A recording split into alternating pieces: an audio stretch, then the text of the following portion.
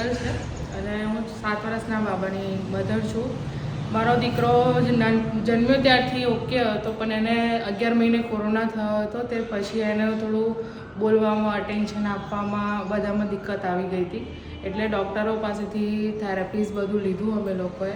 પણ અત્યારે 7 વર્ષનો થવા આવ્યો છે, એના સ્પીચમાં ક્લિયરન્સ નથી ને એનું હજુ હાઇપર એક્ટિવિટી ને એવું બધું વધારે ચાલતું હતું. ત્યાર પછી હું જૈના મેડમનું મને કોન્ટેક્ટ મળ્યો. હું સાઇડ સિટિંગ મેડમ પાસેથી લીધી છે. અત્યારે એના ડેવલપમેન્ટમાં ક્લિયર બોલવાનું આવી ગયું છે, સિટિંગ ટોલરન્સ બી સારી એવી આવી ગઈ છે, એન્વાયરમેન્ટલ નોલેજ એને બહુ વધી ગયું છે. 1 to 1 ટોકિંગ નહોતો કરી શકતો, એ બી કરી શકે છે. હવે કોઈ સવાલ પૂછે તો એના જવાબ બી સારી રીતે આપી શકે છે.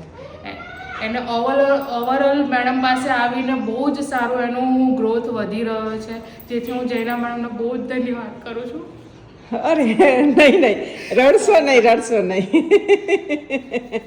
એમને શું તકલીફ હતી? ઓટિઝમની તકલીફ હતી ને? હા, એને ડૉક્ટરે એવું કીધું કે ઓટિઝમ આવી ગયેલું છે, પણ એક કોરોના વખત જે બહારનું એન્વાયરમેન્ટ એને મળ્યું નહીં તેનાથી જ એના પ્રશ્નો ઊભો થયો હતો કે બીજા છોકરાઓને મળ્યો નહીં એકને એક ઘરમાં, કેમ કે એને કોરોના થઈ ગયો તો બીજાને બી થઈ શકે.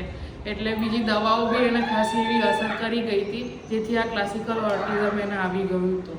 અત્યારે બહુ સારું છે એને.